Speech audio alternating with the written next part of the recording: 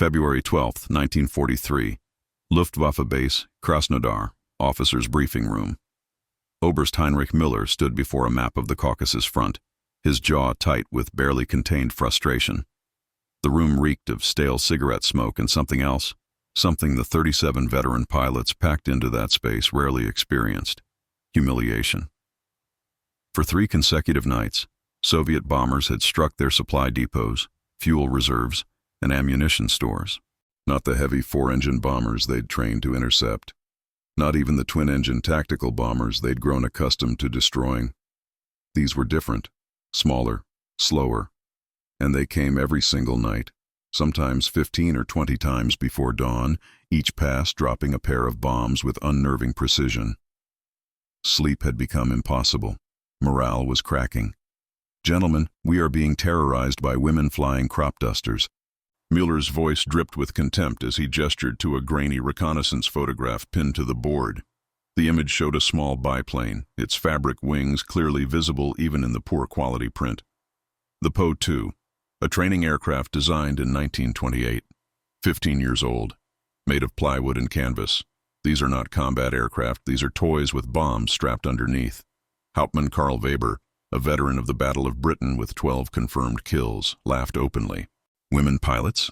In wooden biplanes? What's next? Grandmothers and gliders? The room erupted in laughter. Toasts were raised with schnapps confiscated from a nearby village. Weber continued, "Give me one sortie against these fabric kites and I'll personally shoot down a dozen. They won't know what hit them." The confidence was unanimous, absolute, and completely justified by their experience. These were men who'd faced RAF Lancasters, who'd survived dogfights over London and Moscow, who'd earned their Iron Crosses through blood and skill. What Oberst Müller didn't know, couldn't know, was that at that precise moment, Senior Lieutenant Nadezhda Popova was already airborne 7 kilometers to the southwest, her POW skimming at barely 300 meters altitude toward their auxiliary fuel depot. The 21-year-old navigator-turned-pilot from Donetsk had already completed 147 missions of what would eventually become 852 combat sorties, more than any other woman in the Soviet Air Force, and more than most male pilots in any Air Force. She'd already dropped over 3 tons of bombs on German positions, survived being shot down once, and accumulated 42 bullet holes across 3 different aircraft. In her cramped open cockpit, temperature hovering at -35 degrees Celsius, Popova checked her primitive bomb sight one final time. Within 48 hours, Oberst Müller's base would lose 60,000 liters of aviation fuel, and 17 Messerschmitt fighters would sit grounded, unable to pursue Soviet ground attack aircraft during a critical offensive. The women in the wooden biplanes, the ones Müller's officers were toasting to destroying, were about to change the mathematics of warfare. German night air defense doctrine, perfected since 1939, represented the most sophisticated aerial combat system ever created. The evolution had been brutal and methodical, each requirement written in the blood of pilots who died because they lacked that specific capability. After 18 Luftwaffe pilots froze to death during the winter of 1939-1940 when their open cockpit night fighters failed during extended patrols, enclosed heated cockpits became mandatory. When 73 pilots died in mid-air collisions during the Battle of Britain because they couldn't coordinate in darkness, radio communication equipment became standard. After documenting that 30% of night fighter casualties were preventable deaths from pilots bailing out too low, parachutes and minimum altitude requirements were established. The speed minimum of 180 miles per hour wasn't arbitrary arrogance. It was calculated from dozens of intercept failures where slower aircraft couldn't reach targets before they completed bombing runs and escaped. Every specification existed because someone had died proving it necessary. The Junkers Ju-88 embodied this doctrine perfectly. 300 miles per hour maximum speed, crew of 4 with radio communication, FUG-220 Liechtenstein radar for target acquisition, twin Jumo engines producing 2,400 horsepower combined, and the combat record to justify German confidence. Between 1940 and 1942, Ju-88 night fighters destroyed 357 British bombers over German airspace. This wasn't arrogance. This was earned supremacy built on engineering excellence and tactical experience. While German engineers perfected these requirements through systematic analysis of combat losses, Nadezhda Popova was proving them completely irrelevant. On the night of January 8, 1943, she flew her 109th mission targeting a Wehrmacht ammunition depot near Mozdok. Her PO-2 had no radio, forcing her navigator to communicate through hand signals in the darkness. She carried no parachute because at their operational altitude of 300 meters, there wasn't enough time to deploy one anyway. Her aircraft's maximum speed of 94 miles per hour was half the German minimum threshold, and the entire structure was wood and canvas that offered zero ballistic protection. She flew this mission in complete radio silence, navigating by landmarks barely visible in the winter darkness, and dropped both bombs directly into the ammunition storage area, triggering secondary explosions visible from 8 kilometers away. This was mission 109 of what would eventually become 852, a number that would make her one of the most combat-experienced pilots in human history. German intelligence officers documented the attack, noted the unusual accuracy for obsolete equipment, and dismissed it as statistical luck. They had no framework for understanding what was happening because their entire doctrine assumed technological superiority determined outcomes. The Soviet response violated every principle German doctrine had established as fundamental to survival. The Polikarpov PO-2 wasn't designed as a combat aircraft. It was a basic trainer from 1928 that desperate Soviet commanders converted into night bombers because they had nothing else. The construction was literally flying kindling, a wooden frame covered in canvas fabric that would burn completely within 90 seconds if ignited. The open cockpit exposed pilots to temperatures that regularly reached -40 degrees Celsius, causing severe frostbite on faces, hands, and feet that would leave permanent damage on even the youngest pilots. Nadezhda Popova would describe how her breath formed ice on her eyelashes that had to be manually cleared or risk frozen eyes, and how the leather gloves they wore would freeze solid against the control stick. The aircraft had no equipment whatsoever beyond the most primitive flight instruments. No radios meant navigation and attack coordination happened through hand signals between pilot and navigator or pre-arranged timing. No parachutes meant every mission was a commitment to either return or die. No armor meant the pilot and navigator sat completely exposed to ground fire, with only canvas between them and machine gun bullets. The specifications made experienced pilots wince. Maximum speed, 94 miles per hour, barely faster than highway traffic. Engine, single 100 horsepower M11 5-cylinder radial, producing less power than a modern sports car. Age, designed in 1928, meaning the aircraft was older than many of the pilots flying them. Cost, approximately $5,000 compared to the Ju-88's $80,000. Production time, 3 weeks from raw materials to finished aircraft versus 3 months for German fighters.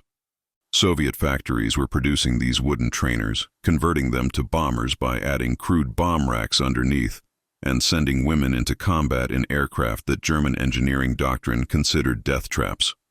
What German engineers saw as fatal weaknesses that would cause unsustainable attrition, Nadezhda Popova transformed into tactical advantages that made her nearly untouchable.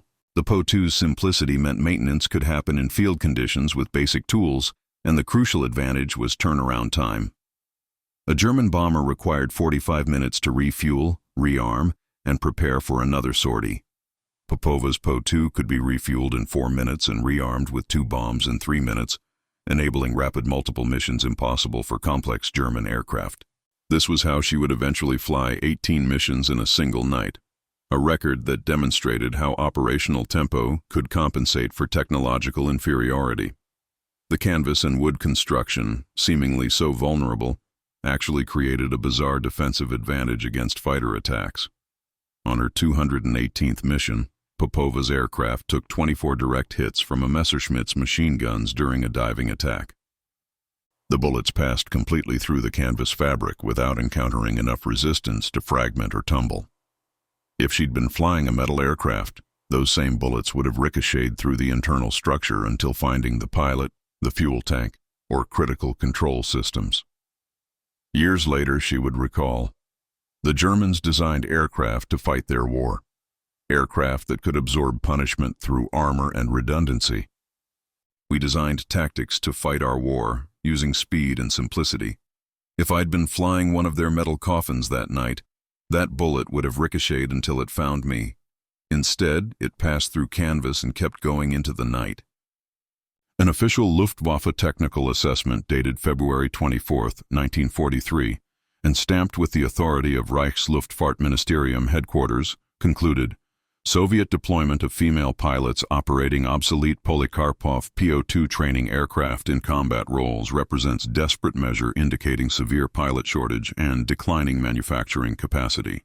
Analysis of aircraft specifications reveals extreme vulnerabilities: wooden construction, primitive equipment, absence of defensive armament, insufficient speed for evasion. Physics remains immutable. Speed, metal construction, and modern avionics invariably defeat slow, wood, and obsolete technology in combat engagement.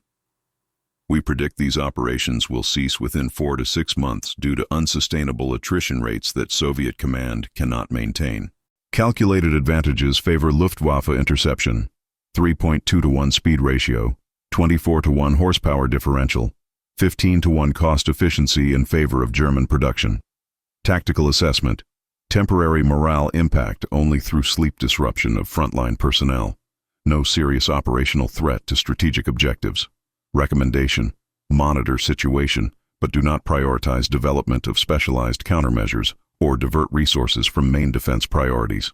Female pilots in training aircraft represent propaganda value for Soviet domestic consumption rather than legitimate military capability. This assessment carried the full authority of Germany's premier aeronautical engineers and represented consensus opinion among Luftwaffe command staff, who had successfully defeated the Polish, French, and British air forces. It was completely, catastrophically wrong. While German high command dismissed the night witches as temporary annoyance, Nadezhda Popova was systematically dismantling their supply infrastructure with precision that contradicted every assumption in that official assessment. On March 3, 1943, she flew her 193rd mission targeting a Wehrmacht supply depot near Krimskaya. The facility stored 3 months of ammunition for an entire division, and German logistics considered it secure because of heavy anti-aircraft defenses and proximity to a night fighter base. Popova approached from an unexpected vector, cut her engine to glide silently the final kilometer, and dropped both bombs directly into the storage bunkers. The resulting explosion destroyed 90,000 artillery shells, 40,000 rifle rounds, and set back German offensive operations for 2 weeks. By this point in the war, she had conducted over 190 missions, rapidly approaching the 852 that would eventually make her one of the most decorated pilots in Soviet aviation history. German logistics officers recorded unexplainable losses exceeding statistical probability and supply disruption inconsistent with reported enemy capabilities, but their framework couldn't accommodate the possibility that women in wooden biplanes were outperforming their predictions because the assessment had assumed technological determinism rather than human adaptability. The Germans had made a fatal calculation error, and the mathematics seemed sound on paper. A Ju-88 night fighter traveling at 300 miles per hour versus a Po-2 traveling at 94 miles per hour created a 3.2 to 1 speed advantage that should enable easy interception and destruction. German doctrine and experience supported this calculation because speed had always meant tactical superiority in aerial combat. What they critically overlooked was that interception requires matching the target's speed, not merely exceeding it. A fighter traveling too fast overshoots and cannot maintain weapons lock. The aerodynamic paradox centered on stall speeds, the minimum speed at which an aircraft can maintain controlled flight. The Ju-88, with its heavy combat load and sophisticated design, stalled at approximately 120 miles per hour. Below that threshold, the wings lost lift and the aircraft dropped from the sky. The Po-2, designed as a simple trainer with enormous wing surface area, operated comfortably at 80 miles per hour and could glide at 60 miles per hour with the engine completely shut off. This meant the Po-2 flew below the German minimum survivable speed, creating an impossible tactical scenario. German pilots had to either fly past their target too fast to engage effectively, or slow down to engagement speed and risk catastrophic stall that would send them plummeting to Earth. No middle ground existed in the physics. On September 14, 1942, near Stalingrad, Hauptmann Werner Schmidt attempted interception of a PO-2 that had bombed his airfield 3 times in 2 hours. Schmidt reduced his speed to 130 miles per hour to match the Soviet bomber's speed, but the PO-2 pilot immediately throttled back to a 70-mile-per-hour glide.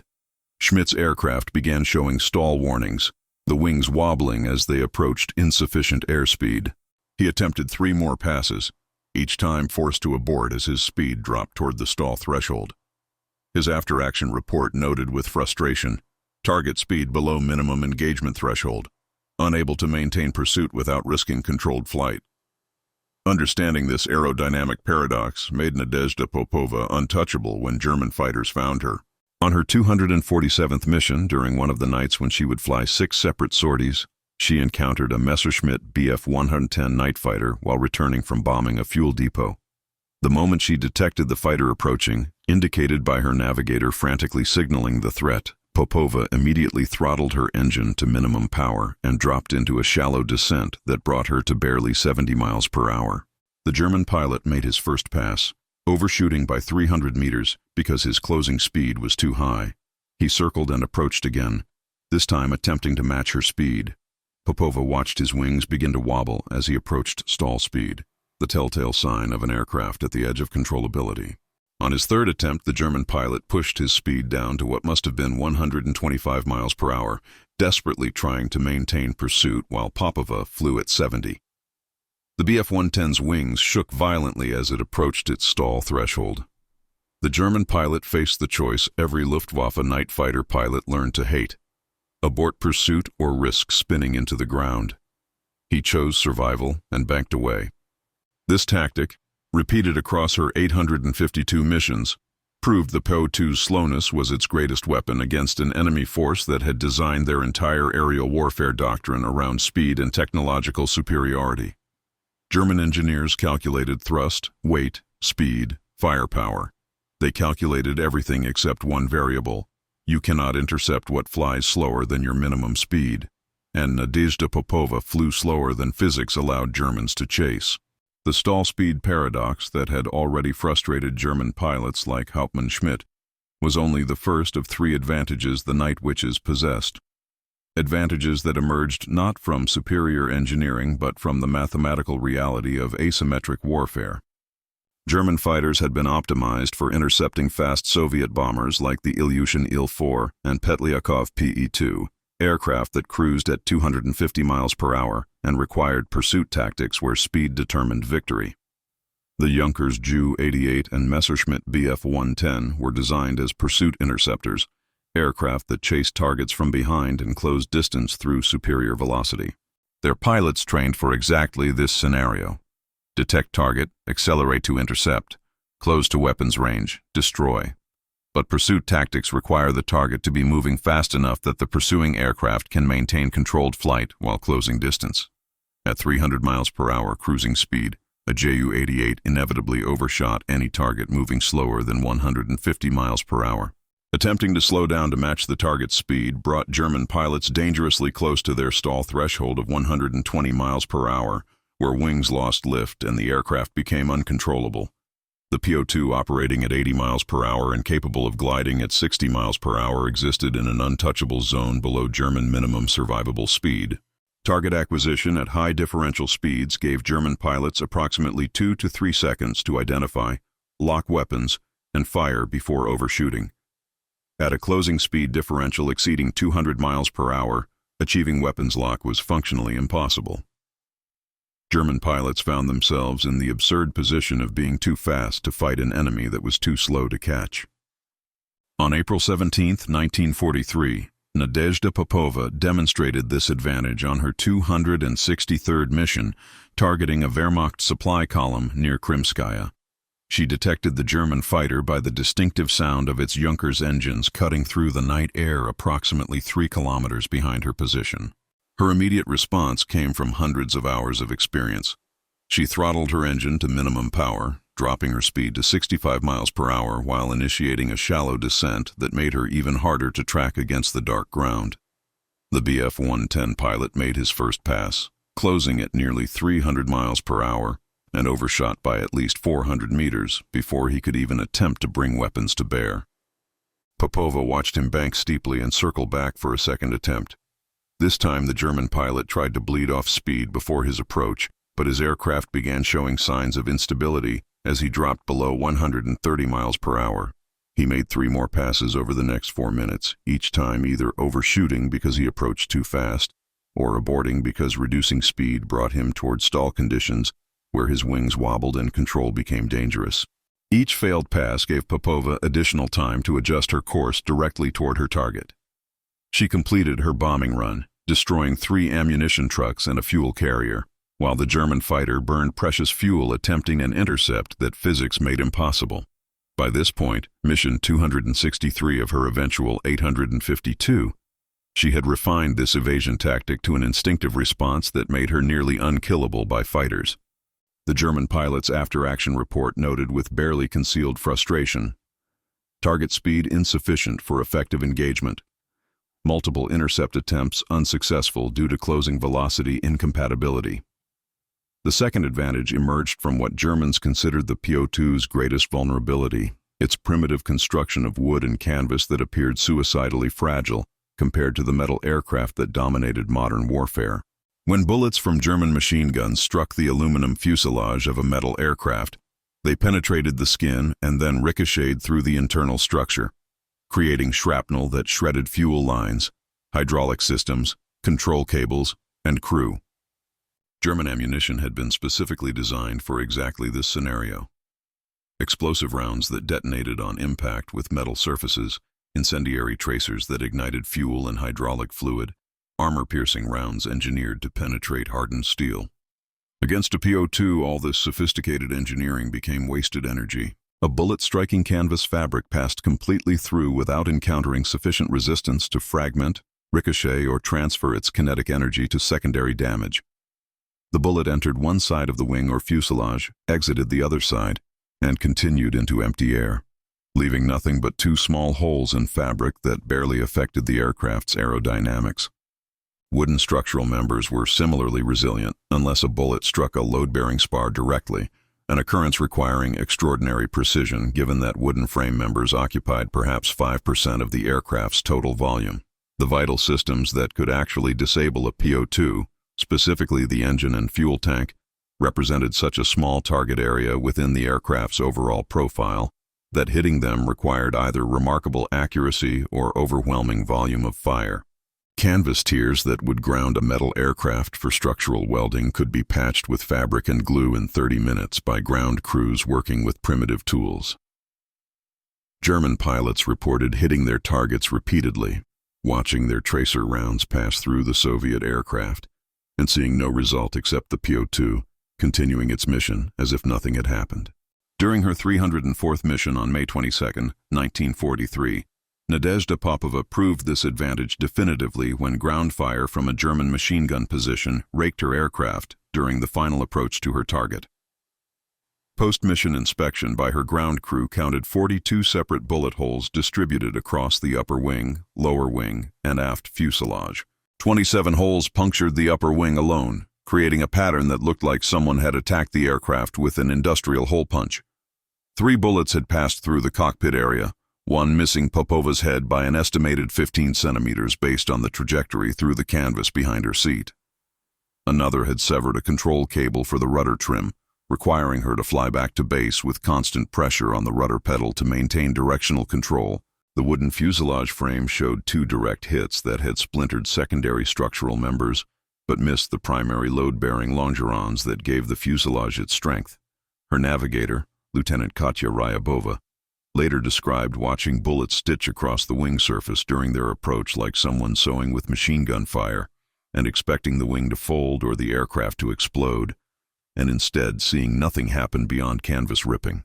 The aircraft remained fully airworthy despite damage that would have downed any metal bomber. Popova flew 2 additional missions that same night in the identical aircraft after ground crews applied quick fabric patches to the largest holes. This PO2, designated as aircraft number 17 in the 508th Regiment's inventory, would carry her through 73 more missions before finally being retired due to accumulated structural fatigue. Years after the war, Popova would tell interviewers with characteristic bluntness, "In their metal planes, every bullet that hit me that night would have ricocheted until finding something vital. I would be dead. Canvas saved my life by letting bullets pass through instead of bouncing around inside looking for targets." But the third advantage proved most devastating to German morale and operational effectiveness, and it emerged from a tactic that may have been discovered accidentally by a pilot whose engine failed on approach. German searchlight batteries and anti-aircraft artillery systems relied fundamentally on acoustic detection equipment to identify targets in darkness. Sound-ranging equipment could triangulate engine noise to provide targeting coordinates for searchlights, which then illuminated targets for visual anti-aircraft fire and fighter intercept. The standard defensive procedure followed a predictable sequence. Acoustic sensors detected incoming engine noise. Searchlight operators activated their beams to sweep the predicted approach vector. Anti-aircraft guns opened fire on illuminated targets, and night fighters scrambled to intercept. The Night Witches discovered they could defeat this entire system through a simple tactic that exploited the PO2's exceptional gliding characteristics. They approached their targets at 8,000 feet with engines at full throttle, making noise that German acoustic detection easily identified and tracked. At approximately 3,000 feet altitude and roughly 5 miles from the target, pilots idled their engines completely, rendering the aircraft effectively silent except for the soft rustling sound of wind passing through canvas wings. The PO2's glide ratio of approximately 1 to 10 meant losing 1 foot of altitude for every 10 feet of forward travel, translating to a gliding distance of 30,000 feet, or 5.6 miles from 3,000 feet. At a glide speed of 60 miles per hour, this provided 5 to 6 minutes of completely silent approach, during which German defenses searched empty sky for aircraft they could no longer hear. The psychological effect devastated German soldiers who heard engines approaching, prepared their defenses, and then experienced absolute silence followed by explosions they never saw coming. On the night of June 8, 1943, during what would become her most legendary operational performance, Nadezhda Popova used this silent approach technique 8 times in a single night as part of her record-breaking 18 missions between 2200 hours and 0530 hours. On her 7th sortie of 18 that night, she targeted a Wehrmacht forward command post near Temryuk that coordinated artillery fire for an entire division. She approached with her engine at full power, making enough noise that German defenders clearly heard her coming and activated searchlight batteries that swept the sky searching for her position. At 2,800 feet, Popova cut her engine completely and began a silent glide directly over German positions. Her navigator later described hearing German soldiers calling to each other in the darkness below, their voices carrying clearly in the night air. "Where are the planes? I heard them. The engines stopped. They must have turned back." Popova's Po-2 descended silently through the searchlight beams that swept uselessly through empty air several hundred meters away from her actual position. She dropped both bombs directly on the command post at precisely 01:47 hours, and the explosions illuminated the faces of German soldiers looking up at darkness, unable to comprehend how bombs could fall from silent sky. She restarted her engine only after clearing the target area, and the sound of her engine roaring back to life seemed to come from everywhere and nowhere simultaneously in the darkness. She would repeat variations of this silent approach across her 852 missions, refining the technique until she could glide through searchlight-lit sky while remaining effectively invisible, because defenders couldn't hear her to know where to look. Years later, she would explain the psychological impact with brutal simplicity. "We were ghosts they couldn't fight. Germans trained to fight machines, engines, metal. They had no defense against silence. They feared the silence more than the bombs, because silence meant they were helpless. German technical superiority on paper meant nothing in operational reality, and the numbers proved it with mathematical brutality that contradicted every principle of modern warfare doctrine. A Junkers Ju-88 impressed on paper with specifications that represented the peak of aerial engineering. 300 miles per hour maximum speed, 2,400 horsepower from twin Jumo engines, Fuji-220 radar for target acquisition, encrypted radio communications, armor protection for crew, sophisticated navigation equipment, and a crew of 4 trained specialists coordinating their actions through technology. Each Ju-88 cost $80,000 and required 3 months to manufacture using skilled labor, precision machining, and materials that German industry could barely supply in sufficient quantities. The operational tempo of a Ju-88 night fighter squadron allowed 1 to 2 sorties per aircraft per night maximum, limited by maintenance requirements, crew fatigue, and the sheer complexity of preparing a sophisticated machine for combat. Maintenance between missions consumed 3 to 4 hours for systems checks, refueling, rearming, and crew rest periods that were mandatory to maintain performance. Crew coordination required 4 men operating in a high-stress environment where a single communication failure or coordination error could prove fatal. The average operational career of a Ju-88 night fighter crew lasted 40 to 60 missions before loss to enemy action, mechanical failure, weather, navigation error, or crew rotation due to combat fatigue. Survival rate for German night fighter crews hovered around 60%, with losses distributed across combat, accidents, and the simple attrition of flying sophisticated machines in darkness over hostile territory. These were not weaknesses in German design. They were the inevitable costs of technological sophistication.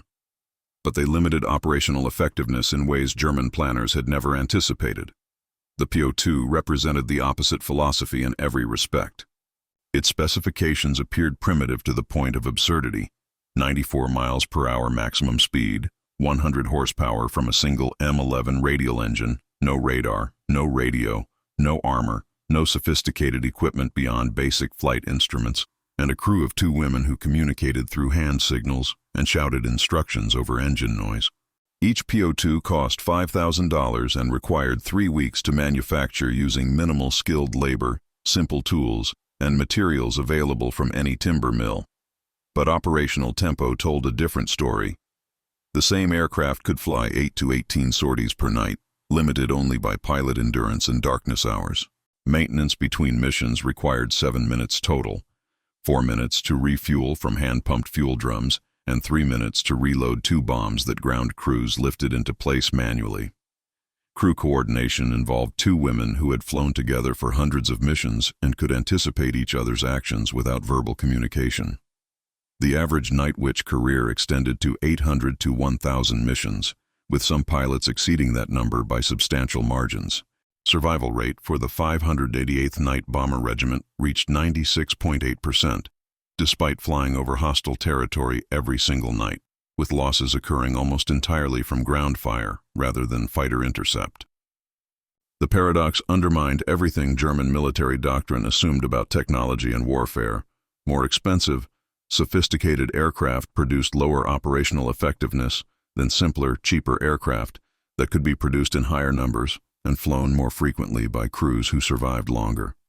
These statistics found their embodiment in Nadezhda Popova's operational record, which demonstrated how tactical tempo could overwhelm technological superiority through sheer persistence. On that June 8, 1943 night, when she flew 18 missions between 2200 hours and 530 hours, she averaged 25 minutes per complete operational cycle, including flying to the target, executing the bombing run, returning to base, refueling, reloading, and launching again. Her ground crew achieved such efficiency that they could prepare her aircraft faster than she could complete her mission debriefing and walk back to the cockpit. The mechanics worked with stopwatch precision. While Popova shut down her engine, 2 crew members lifted bombs into position, another team pushed the hand-pump fuel nozzle into the tank, a 4th checked control surface cables for damage. The instant refueling completed, bomb racks were already loaded and Popova climbed back into the cockpit for immediate launch. That single night, she dropped 36 bombs totaling 720 kilograms of high explosive across 9 different German positions, including an ammunition dump, 2 supply depots, a vehicle park, artillery positions, infantry barracks, a command post, and forward observation positions. German casualty estimates from that night's raids attributed over 140 killed or wounded to harassment bombing attacks, though they had no way of knowing that more than half came from one woman flying one aircraft 18 times. For comparison, the most accomplished Luftwaffe night fighter pilot rarely flew more than 4 sorties in a single night, and doing so required extraordinary circumstances.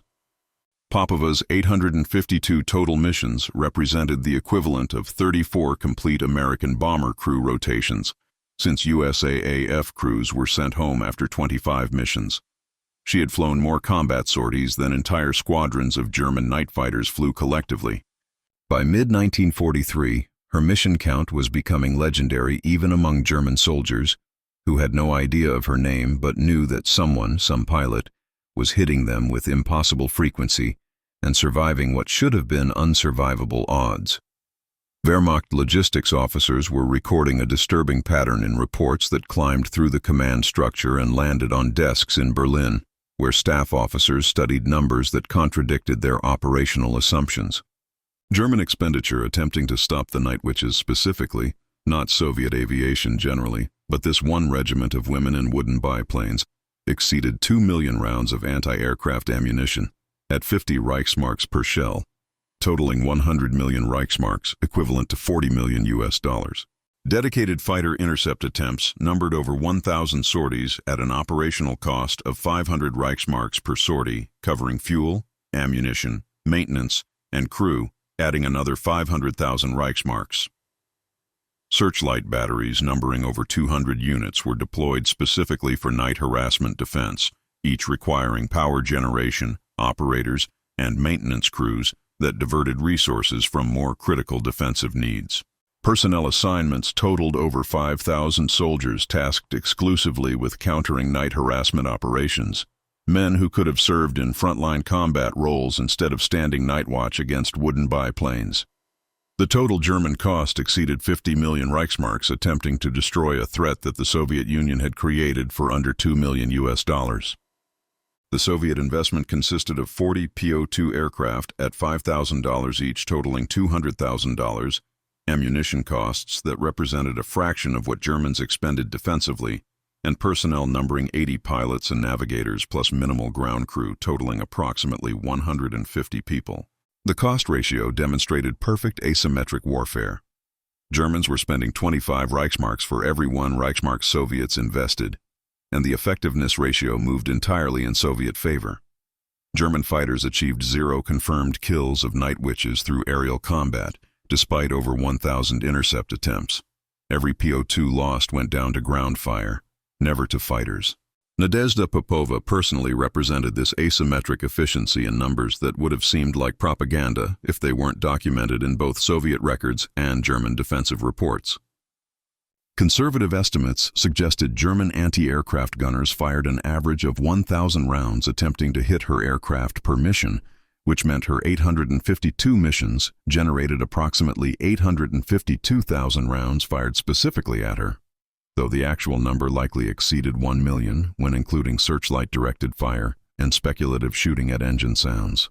At 50 Reichsmarks per round, Germans spent over 42 million Reichsmarks attempting to kill one 23-year-old woman from Donetsk. The result of that expenditure, she survived. Meanwhile, her bombs destroyed an estimated 23 tons of German war material across her missions, including ammunition dumps, fuel depots, vehicles, artillery pieces, command posts, communications equipment, and infrastructure. The value of German material she personally destroyed exceeded 100 million Reichsmarks based on replacement costs, not counting the operational disruption, personnel casualties, and psychological impact of nightly harassment that prevented sleep and maintained constant stress. She had completed the equivalent of 34 full American bomber crew tours of duty, while German command rotated night fighter crews home after 40 to 60 missions due to combat fatigue. She represented more combat sorties than entire squadrons of Luftwaffe night fighters accumulated collectively over the course of the war. Her 852 missions made her one of the most cost-effective weapons in the Soviet arsenal, delivering devastation that cost enemies exponentially more to defend against than it cost Soviets to deploy. German high command was beginning to realize that killing women in wooden biplanes was costing more than those women were costing the Soviets, and Nadezhda Popova had no intention of stopping.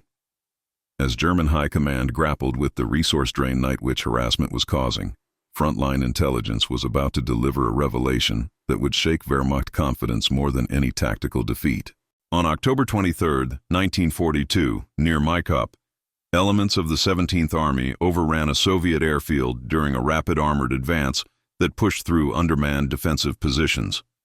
The Soviet retreat had been hasty, almost panicked, and Wehrmacht intelligence officers found a command tent abandoned so quickly that maps remained spread across tables, and documents lay scattered across makeshift desks.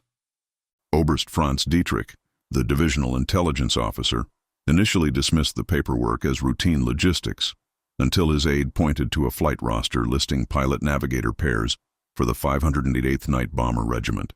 The names were unmistakably feminine: Lieutenant Yevdokia Bershanskaya, Lieutenant Nadezhda Popova, Lieutenant Yevgenia Zhigulenko, dozens more. Dietrich's first assumption was clerical error, or perhaps Soviet propaganda exaggerating female support roles. Then he found the personnel records showing birth dates ranging from 1920 to 1924, making these pilots between 18 and 23 years old. Award citations used feminine grammatical forms throughout, describing combat actions in explicit detail. Bomb tonnage delivered, targets destroyed, missions completed under fire. Pilot logbooks cross-referenced with the roster, showing the same names appearing across hundreds of missions dating back to May 1942. One logbook belonging to Lieutenant Popova documented 317 missions with precise notations of targets, bomb loads, and damage assessments. The realization dawned slowly, then hit with the force of revelation. These weren't instructors or ferry pilots flying in rear areas. These were actual combat pilots conducting the nightly harassment raids that had cost his division sleep, supplies, and casualties for 5 months. Dietrich marked his report urgent, requires immediate verification, and sent it up the chain of command within 2 hours.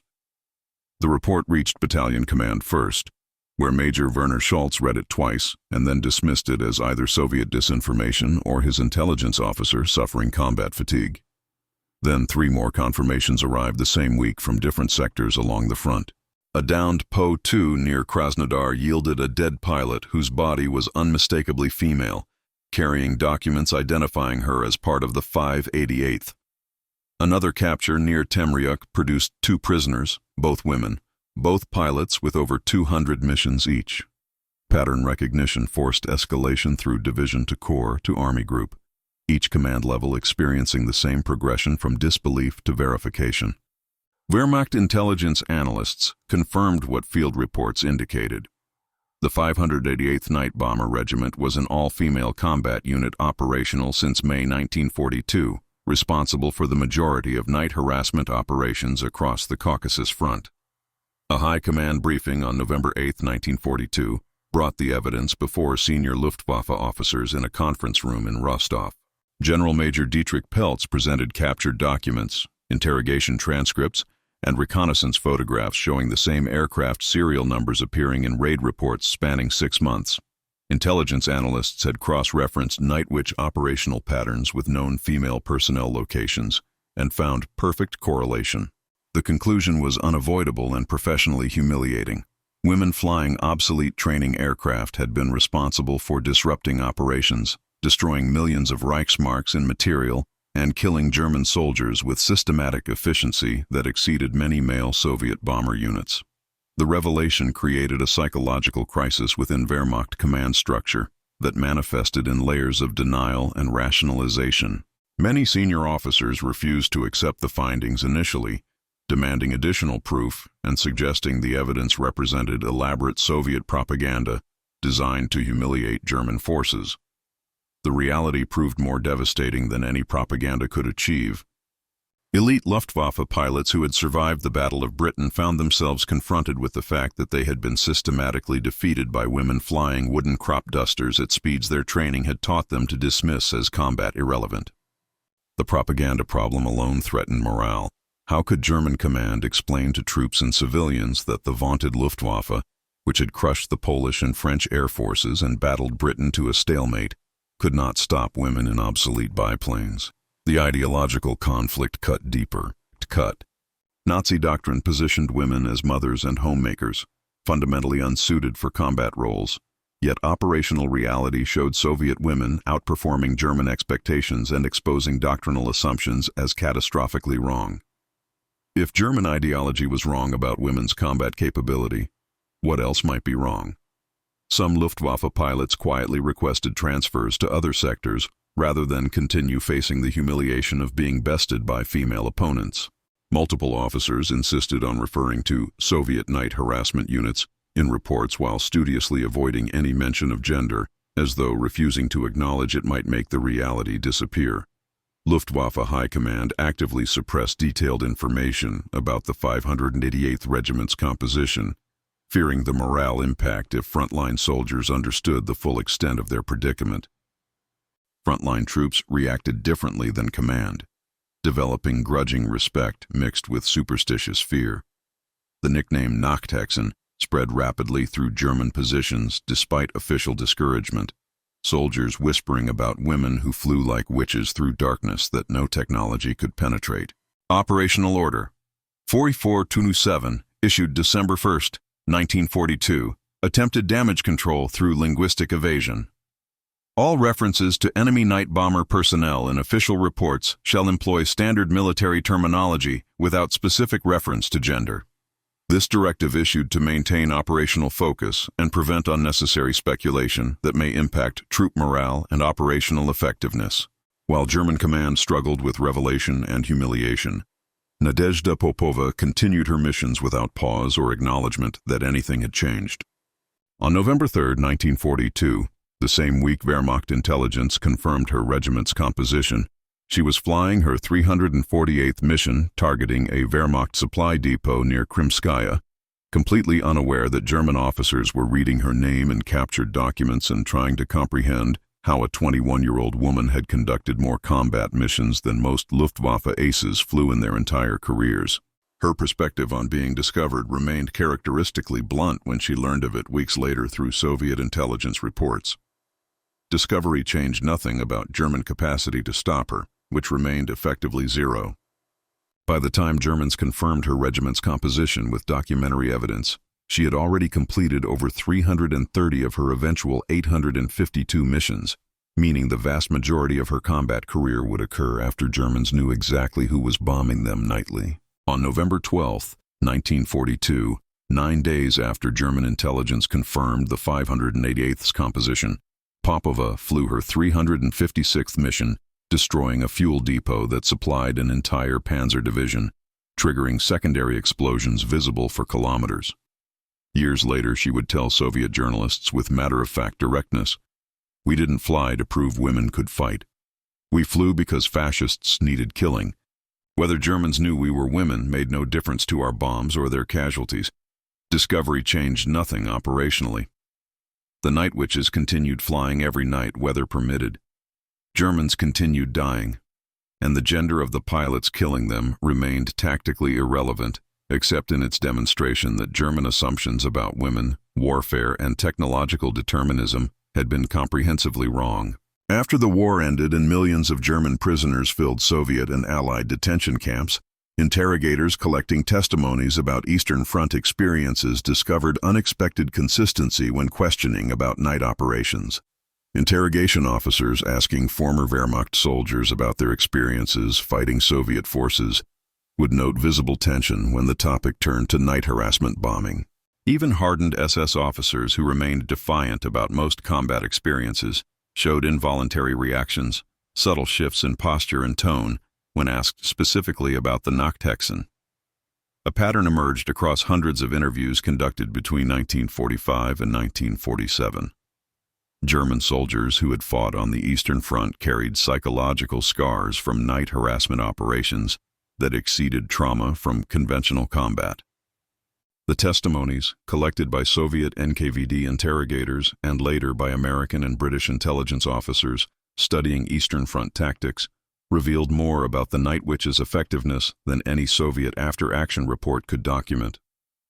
Oberleutnant Friedrich Meyer, a U-88 night fighter pilot from Nachtjagdgeschwader 4, captured near Berlin in April 1945, provided testimony during his interrogation at Camp 150 outside Moscow. His statement, recorded by Lieutenant Sokolov on June 18, 1945, included, "We received orders to intercept these aircraft in October 1942. Command gave us technical briefings about speed, altitude, tactics. They didn't tell us the pilots were women. We only learned this after capture." I personally attempted interception 21 times between October 1942 and March 1943. 21 failures. Every single attempt ended the same way. The target aircraft were too slow for engagement parameters. My stall warnings would activate every time I reduced speed to match theirs. It violated everything about pursuit interception we had trained for. You understand? I had faced British bombers over Germany. I had shot down Soviet IL-4s and PE-2s. I understood air combat doctrine. Then a wooden biplane from 1928 makes you look like a student pilot on his first night flight. The humiliation was professional, not personal, until after the war when I learned they were women. I had no response to that information. We couldn't catch them because physics prevented it. Their gender was operationally irrelevant. They had exploited fundamental aerodynamic principles that our doctrine had never considered because we designed our aircraft to fight fast enemies. They simply flew slower than our minimum speed, and that made them untouchable. Hauptmann Ernst Weber, who commanded a flak battery in the Kuban sector from August 1942 until his capture in February 1944, gave testimony to American interrogators at Camp Marcus Ohr in Bavaria. The transcript dated September 3, 1945, recorded his account. My battery consisted of 4 80mm guns and supporting searchlight units. We fired an estimated 50,000 rounds at night harassment aircraft between August 1942 and our retreat in January 1944. We achieved perhaps 6 confirmed hits across 17 months. These aircraft would approach with engines at full sound, giving us targeting data for our acoustic ranging equipment. We would prepare all batteries, searchlights would activate, and then absolute silence. The engines would stop. We would fire at where we calculated they should be based on their last known position, but we were shooting at phantoms. The sound would return only after bombs exploded, by which time the aircraft had already escaped our engagement zone. The psychological effect on my men was severe and degrading to combat effectiveness. They began refusing sleep even when off duty, afraid of being caught unprepared. We feared the silence more than we feared the explosions. Learning after capture that the pilots were women only deepened the sense that we had fundamentally underestimated this enemy's capabilities and tactical innovation. The testimonies revealed common elements that Soviet intelligence analysts noted in their summary reports.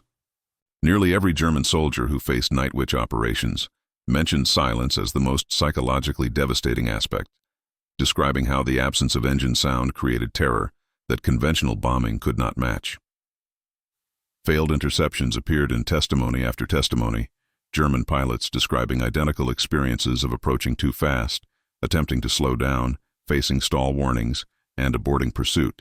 Almost universal shock characterized reactions to learning the pilot's gender, with many attempting rationalization, suggesting Soviet propaganda exaggerated female involvement, or that women flew only occasionally while men conducted most missions. Documentation disproved these rationalizations.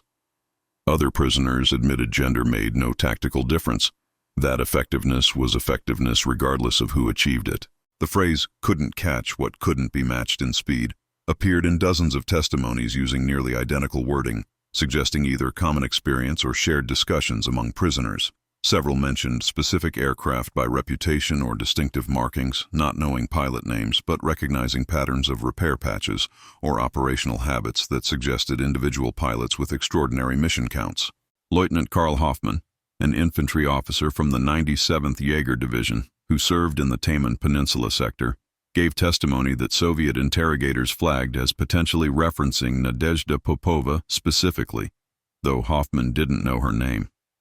His statement, recorded at Krasnogorsk Camp in October 1945, described, "There was one aircraft we learned to recognize.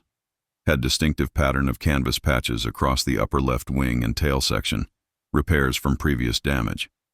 This particular aircraft appeared over our positions minimum twice per week, sometimes 4 or 5 times in a single night. We began calling it the Ghost because it would arrive in complete silence more consistently than other harassment aircraft. I personally witnessed this aircraft's attacks 9 times that I can confirm. On November 17, 1942, it destroyed our divisional ammunition depot, killing 11 men and setting back our offensive by 4 days. On December 3rd, it hit our forward command post, killing Oberst Richter and 2 staff officers. On January 20, 1943, it destroyed a supply convoy that was supposed to be conducting night movement under radio silence, somehow finding us anyway. After the war, comparing my testimony with Soviet records, intelligence officers told me this was likely Lieutenant Nadezhda Popova, who had flown over 800 missions total. We never came close to shooting her down despite concentrated attempts. She was operationally untouchable.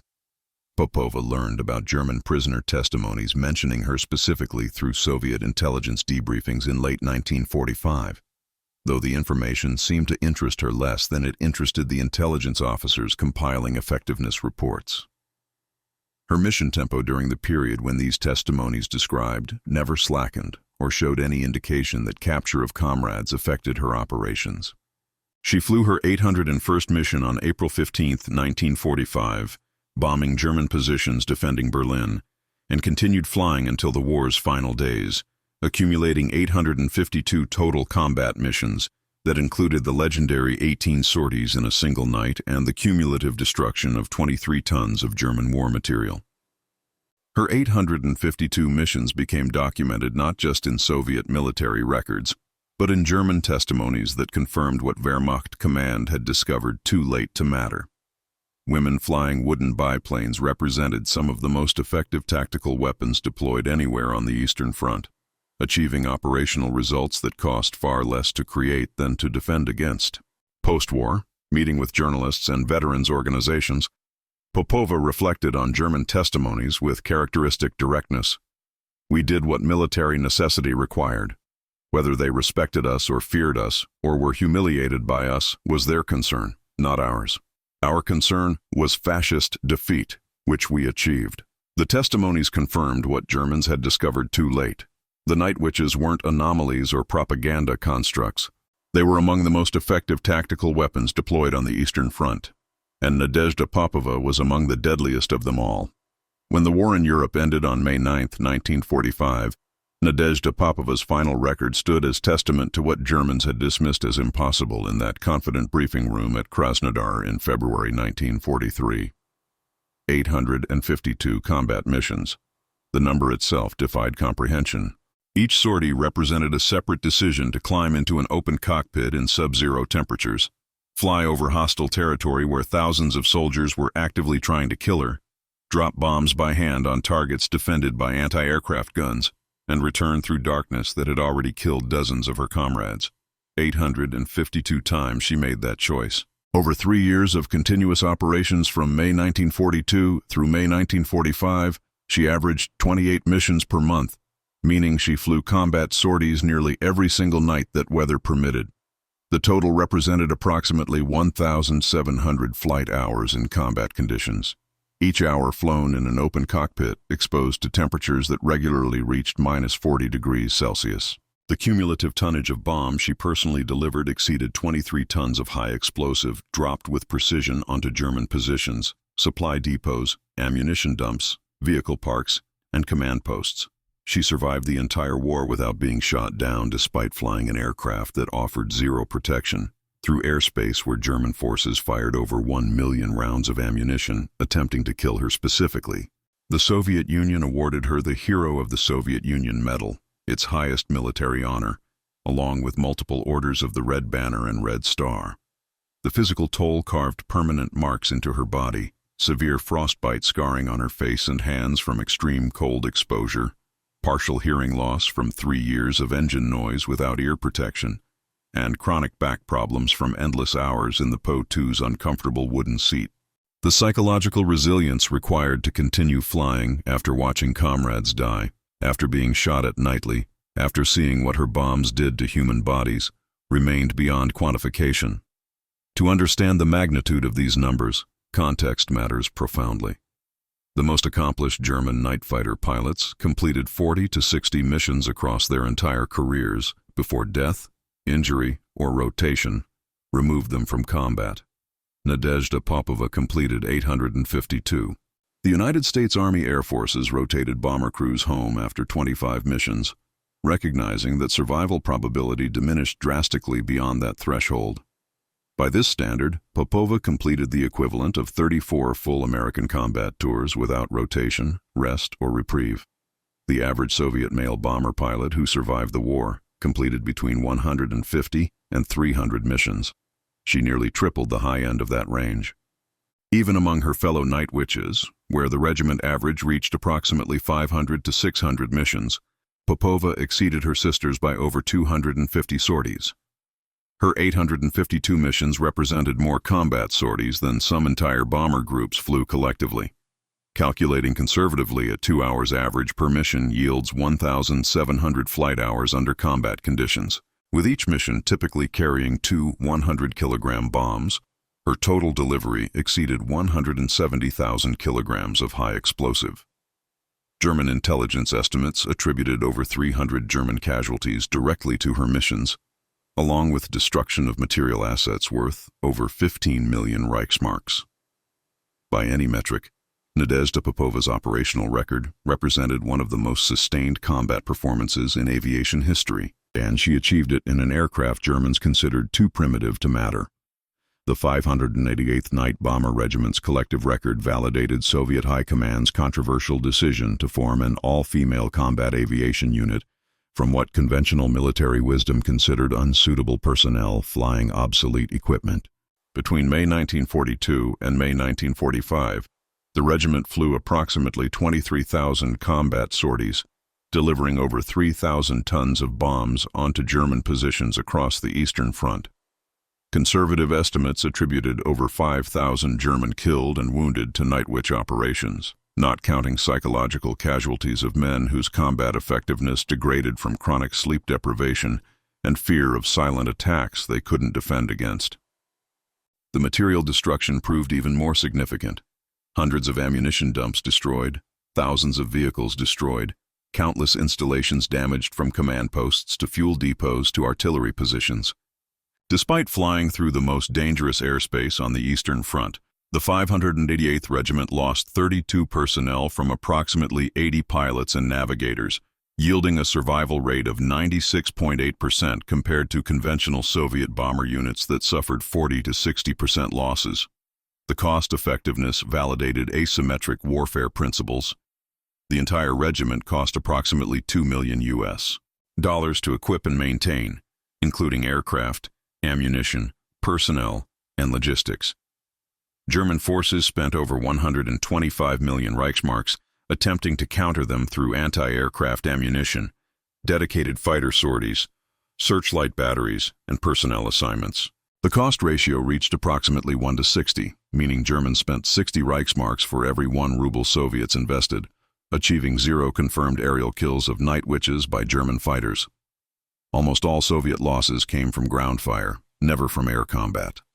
Proving the stall speed paradox and canvas advantages had made them functionally immune to German fighter interception.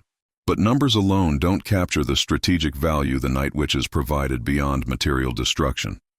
The psychological warfare component degraded German combat effectiveness through chronic sleep deprivation that accumulated over months and years. Soldiers who couldn't sleep properly became less effective fighters, made more mistakes, suffered declining morale that spread through units like contagion. Resource diversion tied down over 5,000 German soldiers in air defense roles, manning searchlights and anti-aircraft guns against wooden biplanes instead of serving in frontline combat where Germany desperately needed manpower. Tactical disruption forced Germans to extend supply routes, disperse ammunition storage, and implement defensive measures that consumed resources without corresponding offensive benefit. The propaganda value inside the Soviet Union proved incalculable, demonstrating that women could fight effectively in combat roles and boosting morale among civilians and soldiers who saw their sisters, daughters, and wives contributing directly to fascist defeat. Perhaps most significantly, the night witches exposed catastrophic flaws in German intelligence assessment and military doctrine, revealing that Nazi ideology about women's capabilities and assumptions about technological determinism had blinded German command to tactical realities that should have been obvious. Soviet Marshal Georgy Zhukov reportedly noted in his memoirs that the night witches achieved strategic impact disproportionate to their numbers, costing the Soviet Union almost nothing while costing Germans everything they spent trying to stop them. The 588th Regiment proved that in warfare, technological superiority matters less than tactical innovation, and determination can overcome engineering advantages. Nadezhda Popova's 852 missions embodied this principle perfectly. After the war ended, Nadezhda Popova faced challenges that differed fundamentally from those she'd mastered in combat. Initial recognition came through official ceremonies, Hero of the Soviet Union medal presentations, victory parades through Moscow where crowds cheered the Night Witches, and speeches celebrating their achievements before audiences who struggled to comprehend what 852 missions actually meant in human terms. But returning to civilian life after 3 years of nightly combat created psychological difficulties that medals couldn't address. The transition from flying combat missions every night to peacetime routine left many Night Witches struggling with purpose and identity. Popova continued in aviation after the war, working as a flight instructor and later in civilian aviation administration, sharing her expertise with new generations of pilots while maintaining connections with surviving squadron mates who understood what they'd experienced together. She married fellow pilot Semyon Kharlamov and raised a family, though she rarely spoke about her war service in casual conversation, preferring to let her record speak through official histories rather than personal anecdotes. Soviet recognition fluctuated with political climate. During Stalin's final years, many war heroes found themselves marginalized if they hadn't been personally favored by the dictator, and some Night Witches experienced this official coldness despite their documented achievements. Recognition improved during Khrushchev's thaw and later periods when Soviet authorities more freely celebrated great patriotic war heroes. Popova received numerous additional honors throughout her life, spoke at schools and military academies about her experiences when requested, and advocated quietly for women's continued participation in military aviation roles. She died on July 8, 2013, at age 91, one of the last surviving Night Witches, having lived to see her story finally reach audiences who could appreciate what she and her sisters had accomplished. For decades, the Night Witches remained virtually unknown in the West, their story dismissed during the Cold War as Soviet propaganda, exaggerating women's combat roles to score ideological points against Western democracies that restricted female military participation. The Iron Curtain prevented Western historians from accessing Soviet military archives that documented Night Witch operations in meticulous detail. When Soviet accounts did reach Western audiences, skepticism dominated responses because the claims seemed too extraordinary to be credible. German testimonies remained classified or ignored, locked in archives that neither side had incentive to examine closely. Glasnost in the late 1980s and the Soviet Union's collapse in 1991 changed this dynamic fundamentally. Russian archives opened to researchers. German archives became accessible, and historians could finally cross-reference Soviet claims against German records. The validation proved incontrovertible. Every Soviet claim about Night Witch operations found corroboration in German defensive reports, prisoner testimonies, and intelligence assessments. The 852 missions Nadezhda Popova flew appeared documented in Soviet flight logs, German damage reports, and prisoner accounts that mentioned the aircraft with distinctive repair patches they'd learned to recognize and fear. Books began appearing in the 1990s and 2000s as historians pieced together the full story from newly accessible archives. Documentaries followed, bringing Night Witch voices directly to audiences through filmed interviews with survivors. Museums in Russia featured exhibits dedicated to the 588th Regiment, displaying actual PO-2 aircraft, flight gear, photographs, and personal effects. Monuments appeared in Russian cities honoring the Night Witches collectively and individual pilots like Popova specifically. Schools and streets received names commemorating the regiment and its members. Films dramatized their story for broader audiences, though survivors often complained that dramatizations sanitized the cold, the fear, and the grinding exhaustion that defined their actual experience. The story of Nadezhda Popova and the Night Witches transcends its historical moment to offer insights about warfare, human capability, and the fatal consequences of underestimation that remain relevant across contexts and eras. About warfare, their success demonstrated that asymmetric tactics can defeat technological superiority when applied with intelligence and persistence. Psychological impact sometimes exceeds physical damage in determining operational effectiveness. Innovation matters more than resources when innovation exploits vulnerabilities that resources cannot address. Underestimating any enemy based on preconceptions creates exploitable weaknesses that competent opponents will recognize and use. German assumptions about gender capabilities and aircraft primitiveness blinded them to tactical realities until too late to matter. Prejudice created vulnerabilities that night witches exploited systematically. What Germans perceived as Soviet weakness, specifically women flying obsolete aircraft, transformed into Soviet strength through tactical innovation that German doctrine couldn't counter. About determination and human resilience, flying 852 combat missions required extraordinary psychological and physical endurance. Each mission could have been her last, yet Popova continued choosing to fly despite accumulating trauma, physical damage, and statistical probability, suggesting her luck would eventually fail. The survival required not just skill and luck, but refusal to surrender to fear, exhaustion, or rational calculation of risks. About physics and engineering, the Night Witch story proved that sometimes simple design beats complex sophistication when operational environment favors simplicity. Understanding your specific operational context matters more than possessing generally superior equipment. Constraints force innovation that abundance never requires. The right tool for any job isn't always the most technologically advanced tool available. On June 8, 1943, when Nadezhda Popova climbed into her PO-2 for the first of 18 missions that night, and on the hundreds of other nights when she flew into darkness knowing Germans were waiting to kill her, she proved something that Oberst Müller and his confident officers in that Krasnodar briefing room never understood. Courage doesn't require the best equipment. Skill can overcome raw power. Determination makes physics itself bend to accommodate will. Her 852 missions weren't just numbers in a logbook. They were proof that Germans had calculated thrust and weight and speed and firepower, had analyzed every variable their engineers considered relevant, and had missed the only variable that ultimately mattered: the refusal to accept limitations that others considered absolute. In wooden biplanes that shouldn't have worked according to every principle of modern warfare, against an enemy that refused to take them seriously until too late, the Night Witches proved that sometimes the most dangerous weapon isn't the most powerful one. It's the one your enemy never sees coming, delivered by the people your enemy never thought capable, using methods your enemy's doctrine never imagined possible. And Nadezhda Popova, 852 times, proved exactly that.